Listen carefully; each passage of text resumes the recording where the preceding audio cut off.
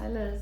Hi, Chrissy. Okay, I watched the funniest video on Instagram today. This gal was walking around the gym, putting a muscle contracting unit on men so that they could feel what menstrual cramps felt like while you were trying to work out. Oh my gosh. Awesome. I bet that was hysterical. How did they handle it? They couldn't even function. They were literally throwing their weights to the ground and falling. It was awesome. And that's why men don't birth babies, ladies. They would never survive. But I have heard that the closest thing to childbirth for a man is, or the closest thing to feeling what childbirth is like for a man is passing a kidney stone. Yep. Well, I've done both, so I can give you an honest comparison, girl. I even have 4 that are still lodged up in there, just hanging out, waiting for delivery date. Well, they were there 10 years ago. No way. Yeah. Oh my gosh. Okay. Just floating around? That can't be good. So is it really like giving birth though? It's worse. No way. Yeah. And I'll tell you why. Not right now though. Okay. I have a lot of words to say about kidney stones. Okay, indeed. I have a lot of questions about kidney stones. Well, buckle up, because I could talk about this subject for days. And there's even an interesting story that goes along with it. Everything you ever wanted to know about kidney stones, but we're too grossed out to ask. All right. Welcome to Cougar College, y'all.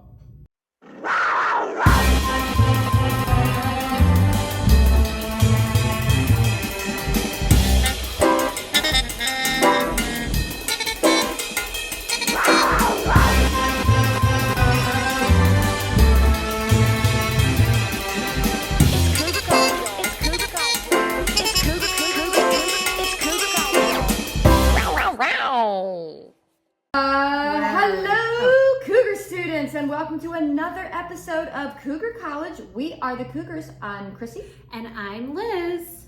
And I can't see my lines. And we are on a midlife mission to know it all. Chrissy, did you know that some people think we are here to teach middle-aged women how to pick up young men? I have heard the chatter, Liz, but it is untrue, ladies, because honestly, who our age has the energy for that?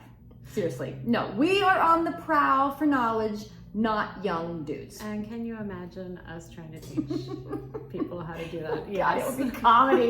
We should actually do an episode. Maybe we One should. day. Everybody thinks we're here to teach young women or old women how to pick up young guys. So here's our top 10 steps.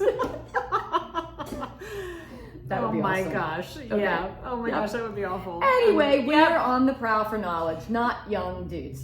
Yep, sorry to disappoint, but stick around anyway because you might just learn a little something. Yes. So, and tonight the first thing we're going to learn about is our featured artist, Cleveland, North Carolina based artist, Leah Jansen. Did you know there was a Cleveland, North Carolina? I did not. Neither did I. It's like 30 minutes away. Oh wait, Who where? knew? In which direction? Close to Hickory. Oh, where's that? That. North. North? Okay, That way. gotcha. Anywho, Leah's pottery is whimsical yet classic. If you're watching, you can see how beautiful her stuff is. So beautiful. Oh my gosh, look at this. So this is, it's a chicken, but it's considered a flower frog because it has all these holes in the top, and you can put water and then flower heads in it. Which is so cool. It's so cute. We sell out of them. Oh my gosh. I also love her little trinkets.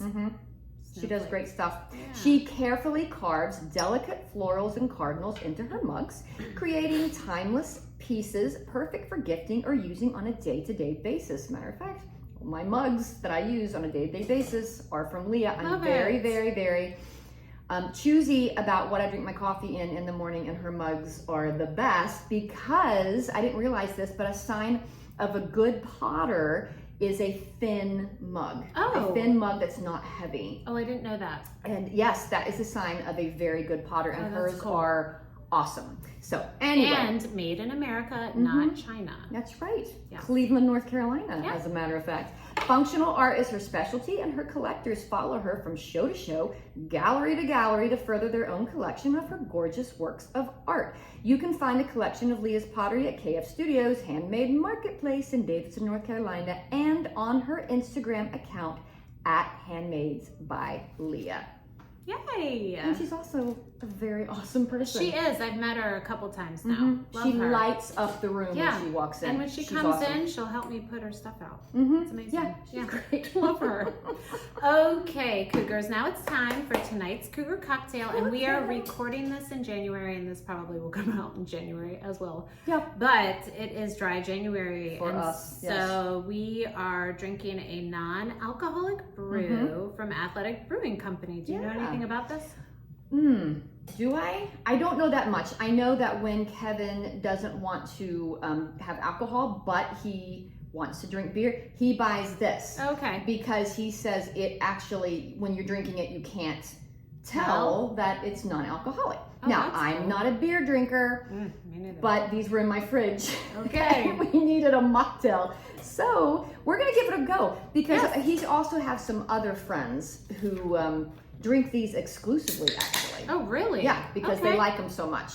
But they don't want the alcohol. Well, they don't want the alcohol, yeah, but they love the taste of beer. And this is called Run Wild IPA. So let's Run wild. give it, let's run We're wild. going to run wild Like after cougars. All right, it fizzes. Oh, wait a minute. I gotta take, even though there's no alcohol, I still have to take my enzyme because it's still fermented, and my body doesn't like fermented things. Got it. Yeah, that makes sense. How can you ferment this without the alcohol?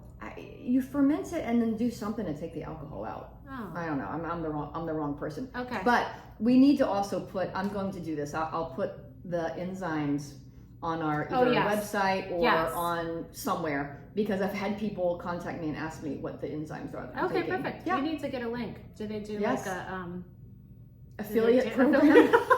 I'll ask them. The enzymes. My gosh, I've taken enough of them. I keep these people in business. For real. And I've told so many people about them. Okay, cheers, here we go. Cheers. Yay. It has a very strong smell. That hit me first, Yeah, totally. But beer does. Oh yeah, it taste it does. I think beer smells like pee-pee. Oh, do you? Yes. Whoa, you've got some strong smelling pee-pee. The asparagus pea. I can't wait to drink this the whole episode thinking about that. Okay, it's actually not bad. I like it. I like it. It's not bad. It's definitely. But yeah, it's good. Like if I was a beer drinker, and I will drink an IPA once in a while. So like if we go to a brewery, that's what I'm drinking. They're the strong. IPA. Yeah, I like a little stronger. Strong. I like a lager because it's literally like drinking a little bit of flavored water. Oh, okay. Yeah. See, I need strong flavor. I can tell I'm going to be burping all episode. Okay, probably. It's already welling up, but I've got Gas X in my purse too. So problem solved. Problem solved. It's all good. Yeah. And all right. Hey, there's step 1 to picking up young men. Carry Gas X. Learn to drink beer and carry Gas X so you don't belch. Some men might like that. Totally. Hold on. Pause. Yeah. I'm hot. Seriously, if we do an episode, how to pick up young men, and put the worst stuff on the face of the planet on there, it would be so funny. Step 1, carry Gas X. Step 2, have your period for 25 days. Don't talk about your aching joints or your leaky bowels or your meat curtains from childbirth.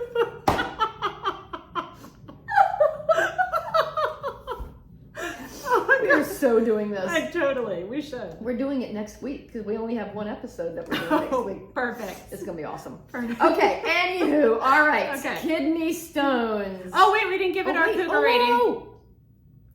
4 paws up. 4 paws up. We for like it. Athletic Brewing Company. Thank you. Yes, thank you for helping us with our dry January. Athletic Brewing. It's great. It's awesome. I love that it's Kevin and Friends approved too.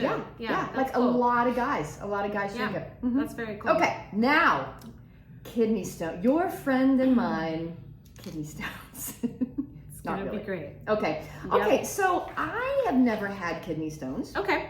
So, but Liz You're lucky. has. Yes, I am very lucky that I have never had them. So yeah, why don't you? Okay. Do you want to know what is a kidney stone? Okay, what is first? a kidney stone? Okay. Exactly. So a kidney stone is basically like a deposit made up of too much of a certain mineral in your urine. Okay. Like what's the mineral? Essentially. So there are different kinds. So, oh my gosh, so it could be made up of different stuff? Yeah, so the kind that I get are called calcium oxalates, and that's what Brandon gets too. But you can have just calcium, I think you can have just oxalates, and then you can have uric acid ones. So if, like, you hear a lot of men having gout, yeah, that's a buildup of uric acid. Really? So a lot of times those men will also have kidney stones. So gout, isn't that considered like the rich man's disease or king's disease? Because back in the day, kings would be the only people who could afford the really rich meats. Yes. And so a lot of these, or that's why it's called king's disease, because so many kings would get it. Like, and a lot of beer drinkers. Okay, so get it. What is uric acid? I don't even know. We should, because I don't have them. I don't have uric acid okay. ones. Okay. But I know a lot of beer drinkers, like a lot of men who drink a ton of beer. Not everyone, of course. Now it's sedentary. Right. Beer drinkers a lot get gout and uric acid kidney stones. I find it very interesting that you and your husband both have struggled with these. Yeah. So, so the story on that, I think this is obviously a theory because no one really knows, but both of us have it in our family. Okay. So we genetically... So it's hereditary. Well, it can be, okay. But I'm also thinking, like, when I look back on, like, who I got it from, like, my grandfather. Okay, so he had uric acid ones. So... You said it like it's an STD. I know. I got kidney stones from my partner. But here's the wild thing that we're not thinking about. Like, this is serious. Like, so think about this, okay? So what you do affects the future your generations. Yes, it does. What our grandfathers, our great-grandfathers, mothers, whatever, whatever they did affected us genetically. Right. Which is wild, right? It is wild. So it is wild. Brandon's grandfather and my grandfather both had stones. So we were predisposed to having it, okay? So then Brandon and I both introduced things into our system that we should not have and created those stones because we basically... Such as? Okay, so mine was Tums. Oh, yeah. I remember you told me And Brandon's was protein shakes. Really? Yeah, so the powder, so kidney stoners cannot have any drinks that are powder. So like even hot chocolate, you can't have that. Oh my gosh, yeah. Really? But also mixing it with milk. A lot of kidney stoners have to stop drinking milk and eating dairy. Because it's calcium? Yep, and calcium? Okay. And milk is actually not very good for you, and oh my God. No, we could do a whole... Don't come after me. Right, or cheese. Cheese is not supposed to... We really shouldn't be eating cheese, to be honest, but it's so good. But your body cannot absorb the calcium from the milk, and so it over stresses your kidneys. Wait, and this is why you should be getting your calcium from leafy greens, but leafy greens are also an issue. Certain leafy greens have a high content of oxalates. Wow. So you have to have this balance. It's like... So that's wild. Going back to the milk, we grew up on those commercials. Milk, it does the body good. Milk for strong bones. And we started getting milk. Oh boy, we started, because we got milk in the, the cafeteria at school. Yeah. You always got your milk. Did you know if you feed that milk from the cafeteria to a calf, it will die? Oh my God. Random facts that Liz knows. Moly. But no, seriously, it's like that whole food pyramid thing that you and I have discussed. Oh, it's terrible. Yeah. Don't follow the food pyramid. Yeah. And I am not bashing dairy farmers because they are trying to make a living. Right. They are, they're not trying to... Anyway, That's a whole nother it is. story, And how cheese and milk got so pushed by the government. They were really trying to help dairy farmers who were really in dire straits. But in doing that, it kind of caused a lot of problems, a lot of health problems in the world. It shouldn't be a daily habit. It should be a treat. But yeah, dairy farmers, I mean, they're hardworking people. They need to make money, not trying to bash them. But anyway. But we're going to bash them anyway. No, I'm joking. No bashing. No bashing. So, okay, so I've never had kidney stones before I got pregnant with Grant. Okay. Grant came out looking like a chia pet, first of all, okay? I haven't shown you photos. So for this episode, I'm gonna put up photos. He had a adult size head of hair. I mean, I had to get his first haircut when he was 5 months old because his hair was down to here. It was insane. Okay, so oh my gosh, that's hysterical. As soon as like the embryo implanted into my uterine wall, I had heartburn. Okay, and I had terrible heartburn back too. then I wasn't thinking. They put. I hadn't taken a deep dive into all this nonsense and not nonsense. All this good information. All the stuff. Yep. All the things. What do you do when you have heartburn? You take Tums. Yeah. Okay. I lived off of them. Yeah. So 9 weeks in, I had been popping those Tums daily like they were candy. Okay. We go to Europe. We go to France. Still popping the Tums. Okay. And that's when I felt, now it takes a while for kidney stones to develop, a long time. But I think that my body was starting to recognize that something was wrong. And I may not have even had a kidney stone at that point, but my kidneys were they were stressed. Okay, let's just say that. Okay. This is when I ended up in the hospital. In Europe? In Europe. Oh my gosh. So I felt something. I felt like I had a UTI. I was just in pain, and it presented like a urinary tract infection. Like burning and... Yeah, well, I've had like 1 or 2 urinary tract infections in my life. I've never had the burning. It's just like pain. I don't know that I've ever actually had one. I guess if I'd had one, I would know because you have to have antibiotics for it. Right.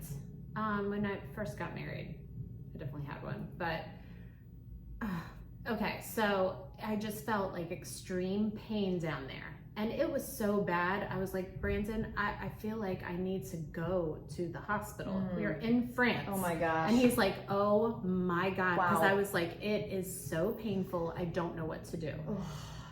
So much for European vacation. Well, at this point, this was part of the vacation where the Iceland volcano had erupted. Oh my We were only supposed to be there for a week. The Iceland volcano erupted and grounded us. I will never forget. I woke up the morning that it erupted. And Brandon's like, this volcano has erupted and it's grounding all the planes. And I was like, bullshit. Holy moly. Who would ever think that? I know. Who I would was like, ever think it? What? That's false. Wait, was there just so much stuff Ash in the air that it was... Not that they couldn't see, but maybe it could have gotten into the engines. Oh, gosh. So they were concerned that it would get into the engines and crash planes, essentially. That's good. I mean, it's not good that it would crash. It's good that you didn't take off. Right. Oh my gosh. That's crazy. So we were grounded for another week, but in that week is when I decided I need to go somewhere and just make sure the baby's okay. Right. Make sure that I'm okay because I'm like literally dying. Oh, I felt like that's I was the dying. worst. That's the worst pain. So get to the hospital. Everyone was so nice because we were Americans. And Preggers. Yeah, and I was pregnant. I wasn't super cute yet. I was just fat. I was in the fat stage. 9 weeks, you just feel bloated. Yes. You don't actually feel. I remember. Yeah. I at that point, probably not now, because I haven't brushed up in quite a while, but I can read French fairly well and understand it fairly well. I don't speak it as well. And they were understanding me, but there was a Spanish nurse who spoke broken English. And so between her and me and the doctor, we got things figured out. Oh my gosh.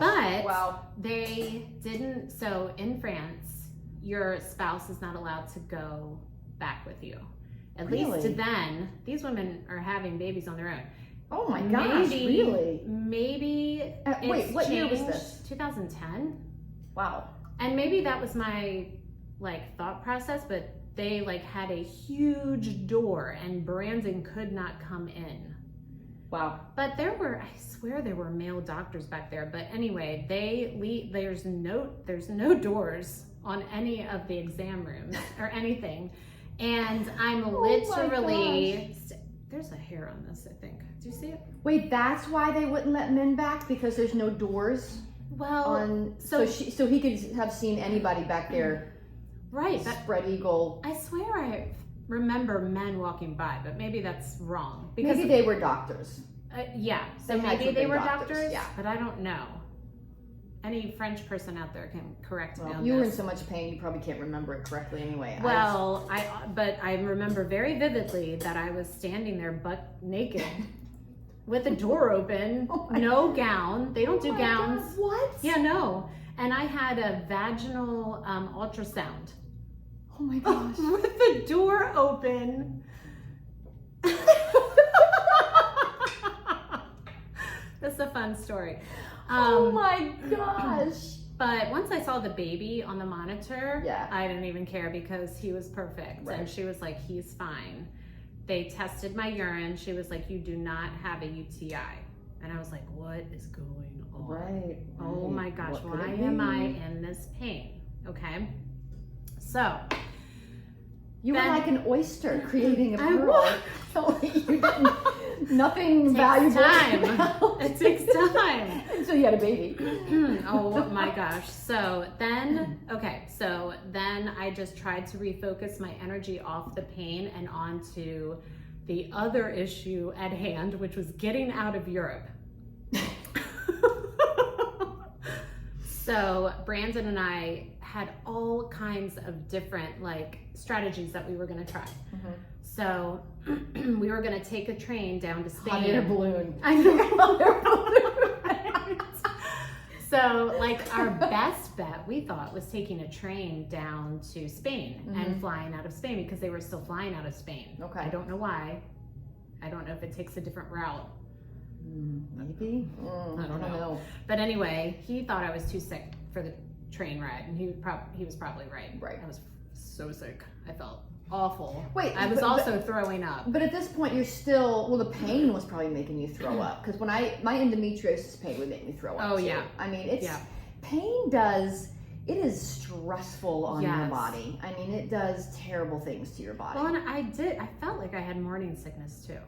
Like, you probably had. Oh my gosh. All the things were going on with you. All the things. I was so miserable. So you were still in the hospital. You were you wanted to get out of Europe, but. No, they released me. Oh, they did? They released you without knowing what was wrong? Yeah. And so you were still in pain? Yeah. Oh, so, Lord. I mean, but I'm in a foreign country. What could they have done? Right. There was, to them, they checked all the boxes and they took great care of me. But nothing was wrong. So I thought I was just sick. Mm-hmm. I was just, it's nausea, it's normal, like pressure down there with something growing in your body. Right. And so we went back to the hotel, but we actually then switched hotels. So we were staying near the Arc de Triomphe in a Hilton, and we switched to the Charles de Gaulle Hilton so we could be right at the airport in case any flight was reinstated. Right. Brandon spent all day on the phone, and it was like, I don't even know, the 5th or 6th day that we were stuck, that a flight was reinstated. Chrissy, we dumped luggage. I guess not dumped. We left in the hotel room, luggage, shoes, clothes. I left all kinds of like toiletries, nail polish, all this stuff. And you ran. We just grabbed what we could and ran to the airport. We got on a flight. It was out on the tarmac. I remember it was obviously a huge plane because you're flying to Europe. Right. But they boarded us out on the tarmac. Oh my gosh. Is that wild? That is wild. I know. So when we finally got airborne, we hit an air pocket. I have never heard an entire plane scream like that in my life. I'm sorry, this is a wild tangent, but it's interesting. It's fine. I have never in my life been on a plane where everyone was like, it was like seriously something out of a movie. Right. Did you guys drop the air pocket? Yeah. So we had that happen one time too. We were trying to fly into Westchester, and it was so windy that the plane was doing this, and everybody started screaming. My kids were so young that they didn't know to be afraid yet. They were probably 5 and 7, right. So they put their hands up in the air and started going, woo! I think it's just because of the ash cloud. They thought we were going down. Oh yeah, probably. Because I feel like air pockets are fairly normal. If you've never experienced one and you felt that drop, it is shocking. It is shocking. This guy grabbed Kevin. He's like, "Are we gonna make it? Are we gonna make it?" And Kevin's like, "We're gonna be fine, sir." Yes. He didn't know. Oh my gosh. Oh yeah. So well, at that point in my life, I had been on hundreds of flights. So that didn't shock me, but everyone screamed bloody murder. And I think they were thinking of the ash cloud. Oh, probably. And they were probably all stressed because they were probably stuck in Europe like you were for 5 days, and everybody just wants to get home. Yes, we were in a hotel full of Americans. It was so wild. Like, because when we were in the hotel near the Arc de Triomphe, it wasn't all Americans. It was tons of people from everywhere. Yeah. And then we end up in this hotel and all these Americans are sitting around trying to get out of Europe. Yeah. I was like, oh my gosh. Lordy. Okay, so anyway, I get back. Okay. I feel a little bit better. Okay, that's good. I start eating like my weight in food because Grant was a hungry child. Fast forward to month 5 of my pregnancy. Wait, so the pain went away? It went away. Okay. And I was seemingly feeling better. Okay. I went about my life and did the thing. I don't even know, was just being a normal person who's pregnant. All the living things. All the living things. And then it came to a screeching halt in month 5. I started feeling the pain again. I couldn't even wear pants. It was so bad. Oh my gosh, because you were bloated too? Well, I was showing because you were pregnant. Point. You were very, very pregnant. Yeah, right. I was showing at that point, not a ton, but still showing. Yeah. And so I forget. I think I went to my doctor first, thinking that it was a UTI again because just the pressure that was down there. And no UTI. Okay, cool. Went back home. I forget. It was days. I was just like climbing the walls in pain. Oh, okay. Gosh, that's the worst. So that's the worst. I sent myself into preterm labor. So then we had to go at 5 months? Oh gosh, Liz. I know, and this is Grant. How did I not know this? Oh gosh, it's a horrible story. You don't want to know this, but I'm gonna tell you. Okay. And everybody else. All y'all too. Yes. So, had to go to triage. They had to admit me and shoot me up with breathing. I don't know if you've ever heard of that drug. I've never heard of breathing. It is a smooth muscle relaxer. Okay. So it stops large muscles from contracting. Okay. They shot me up with a ton of it because they couldn't get me calmed down at first. Right. I was like freaking out. And then, of course, we do an ultrasound and Grant's in there sticking his tongue out, which was the funniest thing. He was sticking his tongue out, and that was the first time that I felt relief. Yeah. Because I was like, well, he's happy. It's just my body that's not doing anything. Right. Okay. Right. So they still don't find what's going on. Oh my gosh. How annoying. So that must have been very frustrating and frightening for you. Yeah. Then they had to admit me. So then I was put in special care unit, which is all pregnant women for 3 weeks. Okay. So for 3 weeks? Yeah, I was in there for 3 weeks. Oh gosh. Oh my God, it was awful. Were you in pain for 3 weeks? Okay, so this is how it played out. Okay. So I'm still contracting. The breathing isn't working. So then they had to put me on what's called magnesium sulfate. Is it sulfate or sulfite? Whatever it is. One of the two. They called it the mag bag because it because it was intravenous. Okay, it's another smooth muscle relaxer, but you basically have an IV of it. Okay, and this kind of scares me. Grant is very healthy, but they say it doesn't cross the placenta. But what do they? Right. What do they know? Right. And because of the way that they mix the mag bags and the way that it's a muscle relaxer, like if they got a certain mixture in the pharmacy, they would say everyone was magged out. What? And so your body, it takes a while for your body to adjust to it. And so for the first 3 days, I felt like I was drunk. That was my next question. When you're magged out, are yes, you high? You're drunk. Oh, well, that's word. what I equated it to. I don't know if it was like a high, but I felt drunk. Okay. So for 3 days, I scared the crap out of my husband. I didn't know my name. I didn't know that I was pregnant. I didn't know anything. You were blackout drunk? I was blackout drunk. On the mag bag. On the mag bag. It's fun. Super fun. I do not recommend that. Oh gosh. So with that medicine, you have to have a certain amount of water intake and output, and you have to measure it. Like, so you have to pee in a bucket? Yes. Oh my gosh. This just gets better and better. So I wonder if anyone out there can relate to this. I know. I hope so too. This is so crazy. So I had a pitcher of my water on my little table, and it had my measurement. I had to drink 2 of them, I think, a day. Okay. And then I had my hat in the toilet to measure my output. My nurse would help me measure. Okay. Wow.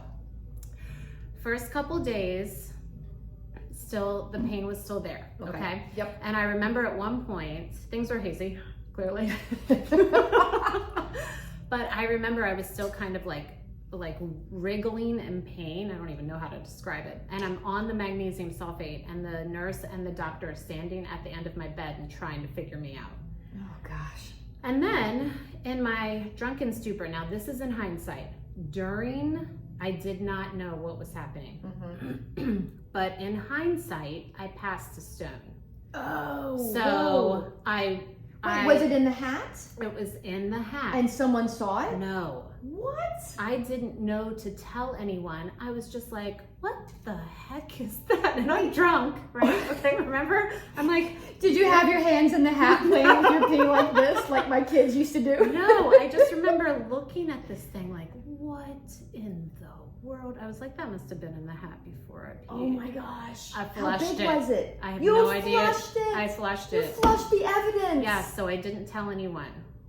Oh, because I had no idea. no. Girl, I was magged out. Right. I was magged out. I was like living in a dream, living in a dreamland. Seriously. Oh my word. Okay, so, Okay. right? Yeah. So then my pain went away. And I was like, oh man, the magnesium sulfate must be working, right? Oh, I felt better. Everything calmed down. My contractions stopped. At week 3, I had to have, I forget, it was a certain amount of hours without a contraction to leave the hospital. Okay. And so I had to make Brandon like live in the bathroom during those hours, because every time he made me laugh, I would contract. I was like, I have to leave. Just like Europe. I've got to get out of here. I'm glad I came. Now I need to leave. So the rest of my pregnancy, I was on strict bed rest. I was allowed a 5-minute shower. Okay. Oh my gosh. And you probably could have been just fine. Yes. Because you had passed that if I stone. had shown someone the weird thing in my hat.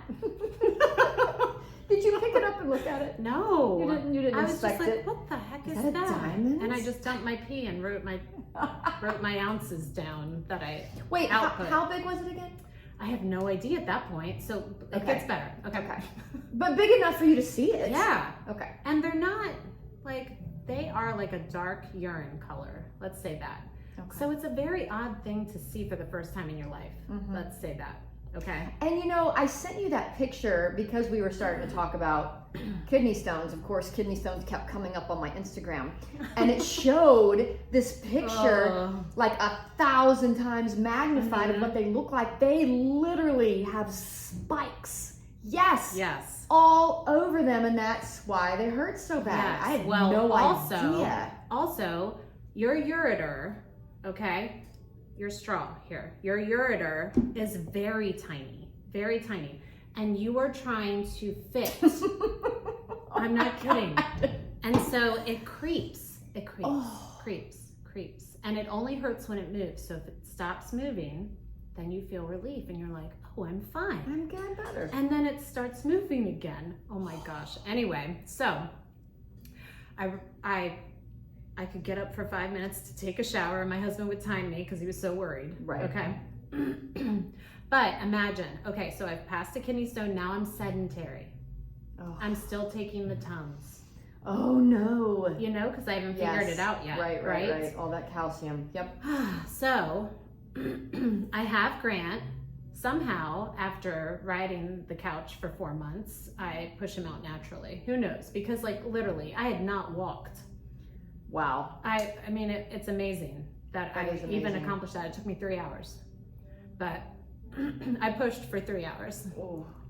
I had some major meat curtains. I'll never forget. Okay, I can cut this out, but maybe I'll keep it in. Oh no, keep this in. You gotta keep this in. People are gonna go, meat curtains? What's a meat curtain? Well, send us an email and we'll tell you. hello@cougarcollege.com. We'll tell you all about it. Grant had the largest head, like 100th percentile circumference. He had the largest head, and the reason that I couldn't get him out is because he didn't have his chin down. His head was slightly turned. And once they figured that out, I don't know why it took them 3 hours to figure that out, he popped right out. But if you push that long, things stretch. I know. I had 3rd-degree tears. Oh, girl, that's terrible. And I will never forget, so the first day that I got up, okay, so the next day, I gave birth to him at almost midnight. It was 11:46 on November 27th.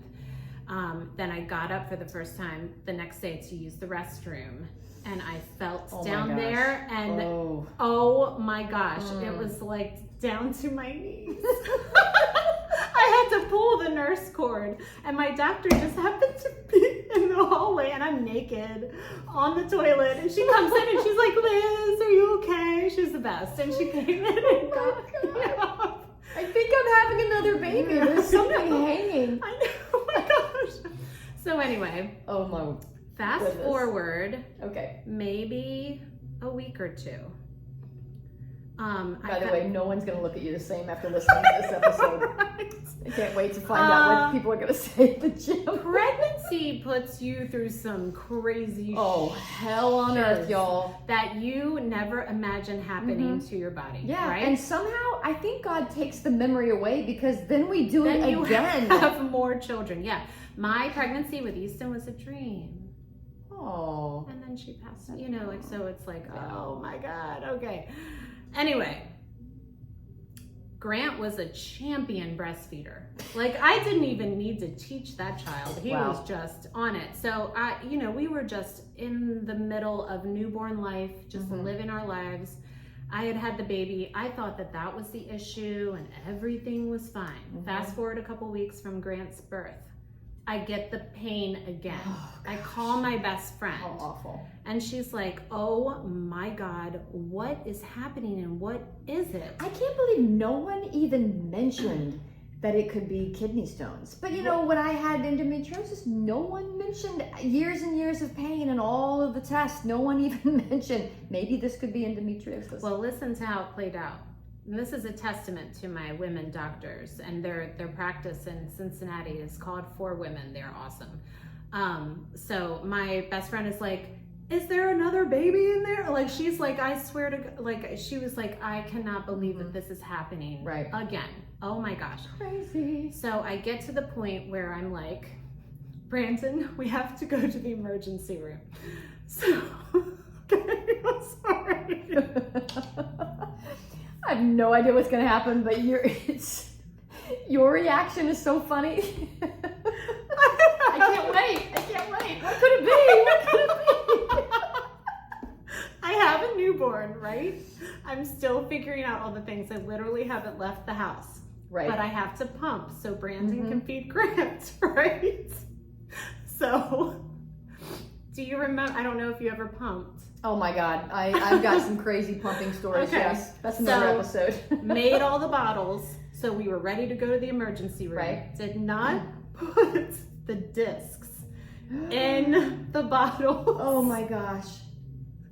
So we get to the emergency room.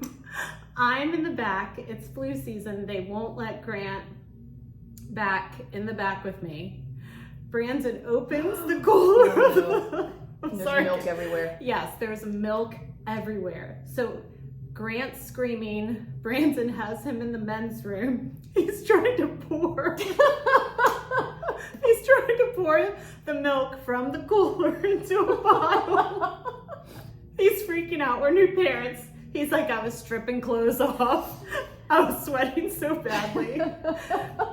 And anyway, my doctor called the ER ahead of time and was like, look, you do every test that you can on her. She is a reasonable person. You find out what's wrong. Right. Figured out. Yep. So, oh my God. I had to beg them to let Grant come back with me so I could breastfeed him. Yeah.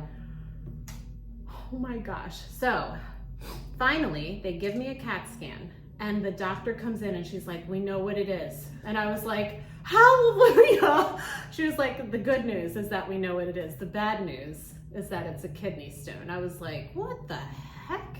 What?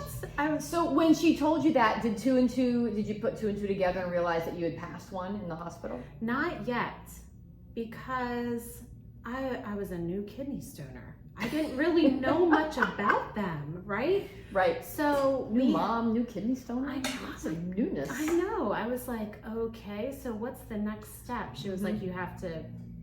They weren't going to take me right into surgery then, if I could get to the urologist, like really quickly, and they got me in really quickly. Okay. Again, I am like so out of my element, and I am just trying to deal with a newborn. I didn't do any research. So this, like, I was reading some of your questions, like, why did I choose what I chose? I don't even remember what my questions are. Okay. Like, so I've had 2 surgeries at this point. But my first surgeries were supposed to be, so I had one in my ureter and I had a ton in my kidney. Oh my gosh. That is what Like a ton. How many do you think? Just, I don't even remember. 10? I 12? don't, maybe. Oh my God. Because I've passed them for a while. Okay, so this was my first surgery, okay? So I was supposed to have a lithotripsy and a ureteroscopy together for my first one. I've never heard of either one of those. Okay, so the lithotripsy is the shock waves. Oh, right. Okay. Which can cause all kinds of problems. Ooh. Yowza. Ugh. And the ureteroscopy is when they actually go up your tubes and they laser it and then they pull it out piece by piece. Ooh, ouch. With a robotic arm. Okay. So, got in. There's some hair. It looks like a cat hair, one of my cats. Surgery was scheduled. I went home to basically wait. They gave me Percocets. I was breastfeeding. I don't think I could take them. Oh yeah. I can't take them anyway because they make me throw up. So I started chugging water because I was like, this is what's gonna help. I'm getting these out. Yeah. These suckers are going down. So I actually passed the one in my ureter. So then when the surgery scheduled. Was it very painful to pass it? Once it passed into my bladder, it's not. Okay. But that's for women. Because imagine a man. Oh my gosh. So that's why they say that's the closest thing, the closest feeling a man can have to and this having pain, a baby. like how you describe your endometriosis, that is how this pain was. I was in a ball. I was climbing the walls. Like, I literally couldn't even concentrate. I would just sit on my bed with no pants on with a heating pad on. And like, it was awful. Awful. Oh, I bet. And I could not concentrate on anything. So once that sucker passed into my bladder and I felt some relief, I was like, something's happening. Like, things are moving. I know. So it took me like a couple times to like pee it out, but I finally did it. Shot out. It's like,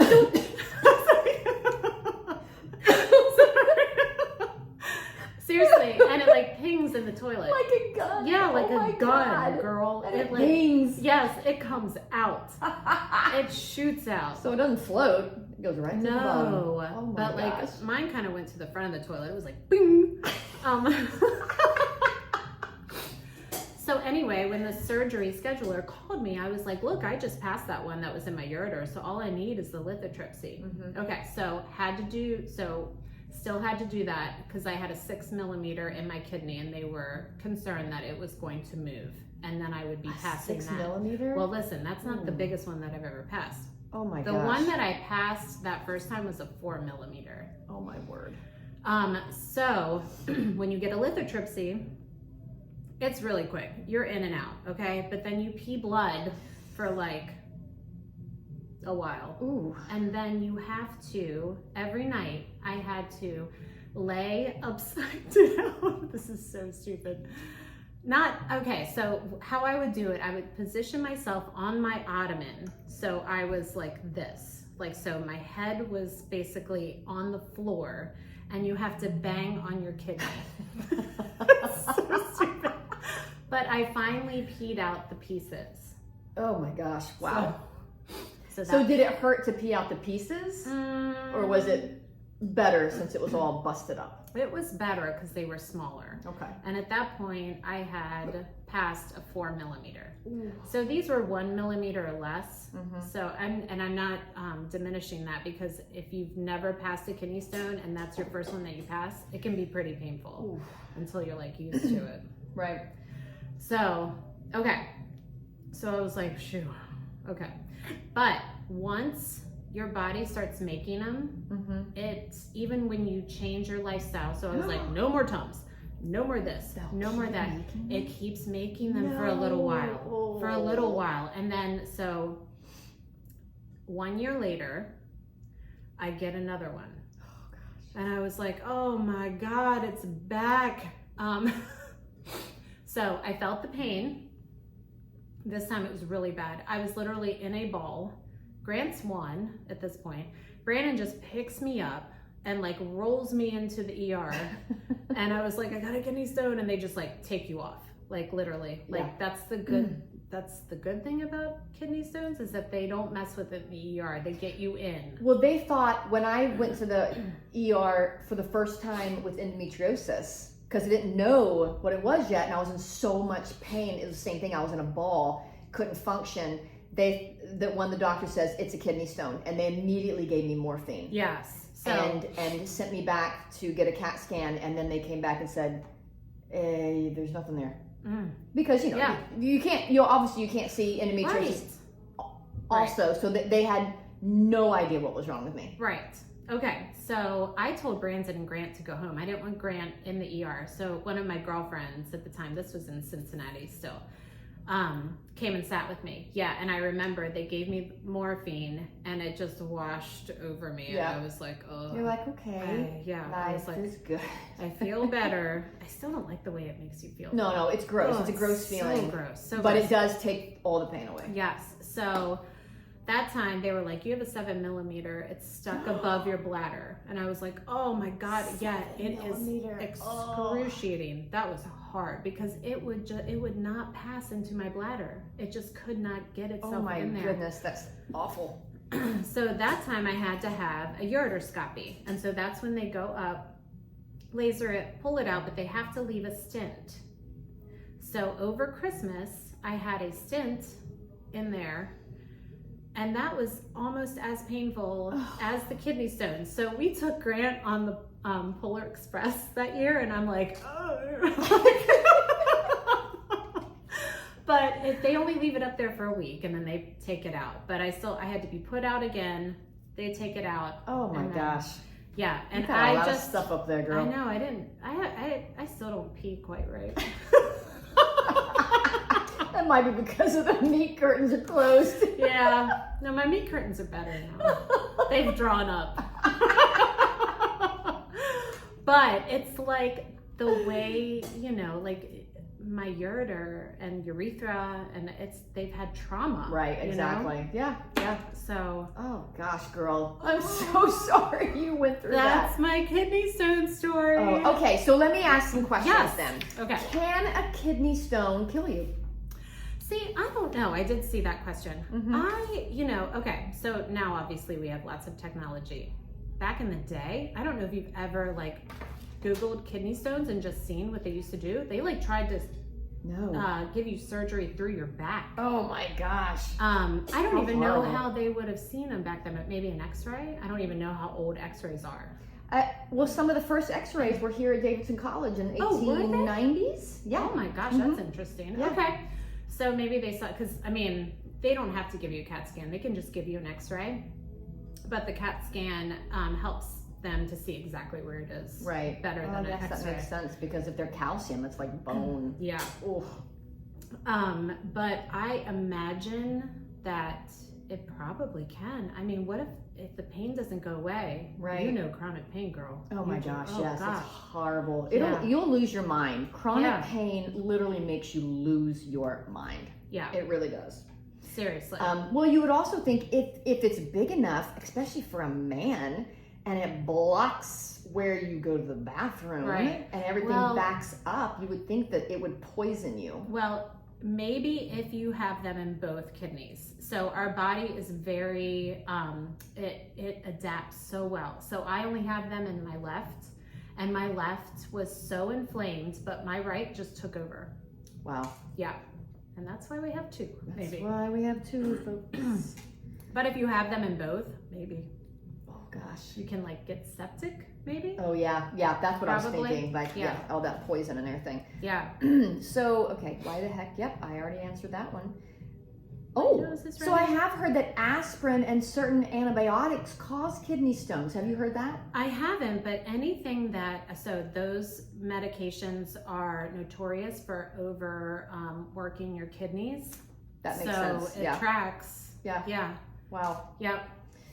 Whew. Yeah. So now, what do you guys, now, because you and Brandon both get them, what do you do to prevent? I mean, I know you say that you still have some up in there, but like, can you, are there preventative measures Yeah. when you know that you're yeah. susceptible to them? Yeah, I don't drink milk. Neither one of us do. I finally got Brandon off of his protein shakes, and now he doesn't get them anymore. We have a very high water intake. You have to. When you're a kidney stoner, you have to drink more than the average person. Right. Well, hey, going back to the protein powder, is it Yeah. because it was whey? No, it's anything that's powdered, because the way that they make things powder, and this is just for people with chronic issues like us, Right, obviously. But you also have to think like the way that it's made is probably not great for our kidneys. Right. But it's the crystallization that they take whatever it is and make it into a powder form. Okay. It's hard on your kidneys. And Right. for him, that's the trigger. Right. Okay. Makes sense. And milk, you know, you're mixing it with milk. Mm-hmm. But we also watch our oxalate intakes, which is like spinach. Like we still eat spinach, but just in moderation. Right. Beets are high in oxalates. Beets. Like, yeah, we Oh, I love beets. Oh gosh, me too. So I still eat them, but just again in moderation. Could you put them could you juice them? Or does it matter? It doesn't matter. Okay. Yeah. No, it doesn't matter. That's too bad. I know. Well, no, I still eat them. I'm not Yeah. eating them every day. Right. But I'll have a beet salad, like, you know. Love me a beet salad. Yeah. And I'll have, you know, I'll drink milk occasionally, like in a matcha or something. But, you know, that's why I'm like, no, thanks, I'm good. I don't eat out a whole lot. Right. I mean, and drink out a whole lot. Anyway, so for, you know, for a lot of people, it's milk. Like I was talking to a friend of mine who used to get them all the time, and he was like, yeah, I just stopped drinking milk and they went away. Oh my gosh. Isn't that crazy? Right. Yeah, that is Yeah. crazy. Yeah, but some people, I also know, I have another friend who refuses to comply, and he just gets a lithotripsy like once a year. It's awful. Get out of here. Yeah, it's awful for your body. I just saw That's terrible. An influencer, Turtle Creek Lane. Her husband had a lithotripsy, and he developed a hematoma in his abdomen and almost died. No. Yeah. That's scary. Oh my gosh, so scary. Yeah. Yeah. So drink a ton of water, move your body. I don't know. Eat whole foods. That aren't powdered. Yeah. Stay away from I don't know. Wow. I don't want to say dairy, because what if it's the pasteurization and not the actual dairy? Who knows? Who knows what it is? If it's the calcium, I mean, that would be the dairy, right? Right. Although, who knows? Who knows? You know what? In 50 years, we're going to find out all new information about all the things we think. It's all going to be wrong. All the things we think are right now are completely wrong. Happens every generation. Yeah. But anyway, wow, girl, I'm sorry you went through that. Thanks, Fred. That's a lot. I'm on the other side of it. Thank God. So if anyone out there has an interesting kidney stone story, feel free to contact us and tell us your story. Yes, and share with us. Share it with us. Yeah. We won't laugh at you. No, we won't. We will just sympathize. There's I'm sure a lot of people have crazy. A ton of Actually, stories. I would love to know if you've had a kidney stone and you were misdiagnosed. I would love to know. There's probably 1,000 different misdiagnoses out there. And I'm not putting any doctors down because sometimes you just don't know. Right. But I would be interested if you've had the weirdest misdiagnosis when you actually had a kidney stone. I would be very interested in knowing. You can tell us on Instagram, or you can send us an email at hello at cougharcollege.com. Well, and that was part of my problem because of my pain presentation. Because I was feeling it down there, and people usually feel it in their back, and then they feel it wrap around, and they were like, "What?" Yeah, that's crazy. Yeah. So, anyway. Anywho, that's our kidney stone. That's your kidney stone story. Don't ever get them. Oh my gosh. Don't do them. Do what you can. Don't do them. Yes. Okay, Cougars. Students, that's it for tonight. Thanks for hanging with us. We hope you learned a little something. Chrissy, what did you learn? Well, I learned that you can have 12 kidney stones up in you. Just hanging out, making peace with your kidneys. And just stay. Yeah. That's crazy. I can't believe you've got kidney stones still up in there. I know. I mean, playing pinball. I haven't checked them out in a while, so they could have maybe they're gone, dissipated or passed because they were what they call gravel. You could I left that out. You can have gravel. It's just tons of ones that are smaller than 1 millimeter. That's horrible. Gravel. Yeah. Gravelly. That's crazy. All right. Remember, folks, we drop a new episode every Tuesday on all of your favorite podcast platforms, including Spotify and Apple. We also have a YouTube channel if you'd rather watch our podcast. And if you are more of a reader, follow our blog on Substack by searching for @CougarCollege. Yes, I'm fairly good at posting blogs. Most of our episodes get a blog post. Yes, well, yeah. And 2026, we're shooting to be more consistent. That's our thing. At least the episodes come out consistently. Yeah. Oh, absolutely. Yeah. The blog posts, not so consistent, but somewhat. We're working on it. We're working on it, y'all. We're getting there. Okay. Follow us on Instagram @Cougar College to find out what we will be discussing on each episode. And if you have any suggestions, feel free to let us know. Got something you'd like to learn about? We are all ears. Send us a message on IG or email us. Our address, again, is hello@cougharcollege.com. And don't forget to tell every person you've ever met in your whole life about your new favorite podcast. It's Cougar College. That's your new favorite podcast, Cougars. That's right. Until next time, Cougar students, stay curious, keep learning, don't party until your studying is done. And may you end your day wiser than when you began it. Bye. Bye.